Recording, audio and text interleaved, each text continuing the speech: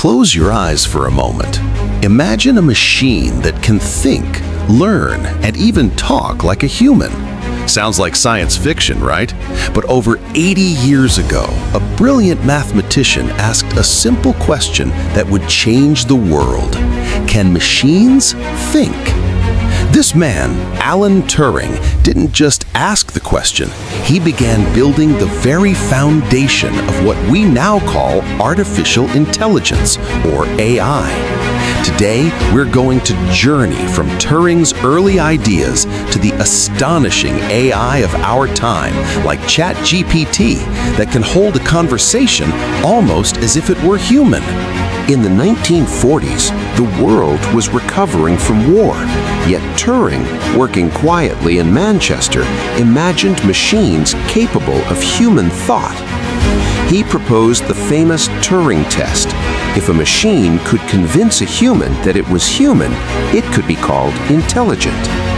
Meanwhile, pioneers like John McCarthy, Marvin Minsky, and Alan Newell were experimenting with early programs that could solve problems and play games.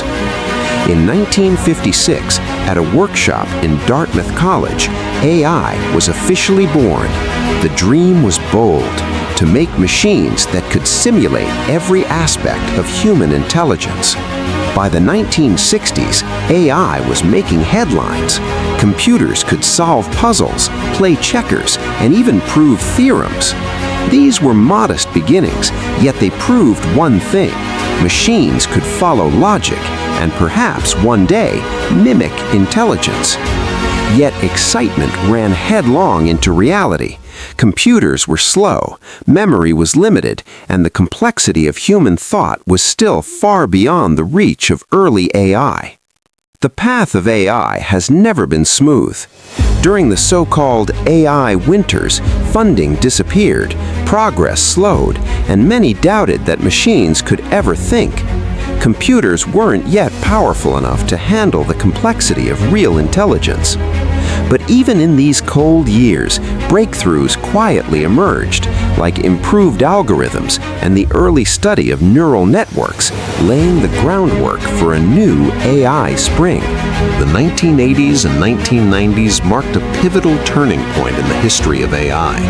Inspired by the human brain, scientists revisited the idea of neural networks, systems of algorithms designed to recognize patterns, learn from examples, and improve over time. Unlike earlier rule-based programs that could only follow instructions, neural networks gave machines the ability to adapt and grow from experience. Imagine teaching a child to recognize handwriting. The child sees hundreds of letters, makes mistakes, learns from them, and eventually reads flawlessly. Neural networks aimed to do the same for computers. Suddenly, machines were not just executing commands, they were learning, improving, and even making predictions. This era saw remarkable breakthroughs. Computers could recognize spoken words, identify handwritten digits, and solve complex puzzles. And then came a moment that captured the world's attention. In 1997, IBM's Deep Blue faced off against Garry Kasparov, the reigning world chess champion. Every move was calculated with incredible precision. And when Deep Blue won, it wasn't just a game, it was proof that machines could tackle challenges once thought uniquely human. But the story didn't end with chess. Neural networks laid the foundation for today's AI, teaching machines to see, hear, and even start understanding the world in ways that felt almost alive. As we entered the 21st century, AI entered a golden age, powered by something it had never had before: vast amounts of data. Every photo uploaded, every message sent, every search query typed into the internet became fuel for intelligent machines. This data revolution allowed AI to analyze patterns on a massive scale. Computers could now recognize faces in photos, translate languages instantly, and even predict consumer behavior. What was once a niche research field suddenly transformed into a force that could reshape entire industries.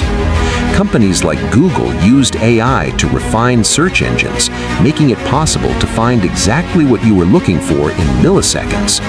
Amazon built recommendation engines that seemed to know your tastes better than your friends did. Social media platforms like Facebook used AI to connect people and deliver content that kept billions engaged. AI's presence became so pervasive that it started touching every corner of our lives. Navigation apps guide us through traffic, virtual assistants respond to our voice commands, and self-driving car prototypes began rolling onto streets. This was no longer the AI of the lab, it was AI everywhere, shaping the modern world in ways that even the pioneers of the 1950s could hardly imagine. And then the next leap arrived. Generative AI. Unlike previous systems that analyzed or categorized data, generative AI could create. Machines could now write text, compose music, paint pictures, and even hold conversations that felt almost human. One of the most extraordinary examples of this is ChatGPT. Trained on billions of words from books, articles, and websites, ChatGPT can understand questions, generate answers, and even tell stories with context, nuance, and style. Imagine having a conversation with a machine that can not only respond intelligently, but also adapt its tone, remember context, and engage creatively. This is a profound shift. AI was no longer just a tool to perform tasks, it had become a collaborator. Writers, artists, and researchers began using it as a partner, brainstorming ideas and exploring new forms of creativity. The machine that once only calculated now imagines. The machine that once only analyzed now creates. Generative AI is not just the future, it's already here, reshaping art, science, and communication in ways that would have seemed magical just a decade ago. Today, artificial intelligence is no longer a distant concept. It is woven into the very fabric of our daily lives. It quietly shapes the way we live, work, and even think. In hospitals, AI helps doctors detect diseases earlier and more accurately. Algorithms can analyze thousands of medical images in minutes, spotting patterns that human eyes might miss. From predicting heart conditions to identifying rare cancers, AI is helping save lives, often before symptoms even appear. In the world of entertainment, AI knows what you want to watch before you even know it yourself. Recommendation engines on streaming platforms study your viewing habits, subtly guiding you toward shows, movies, and music that match your taste. It's like having a personal guide for your digital life. Even our phones are alive with AI. Virtual assistants respond to our voices, correct our typing errors, and help us manage schedules. When you ask for the fastest route to work, AI calculates traffic patterns in real time, rerouting you around delays before you even notice them.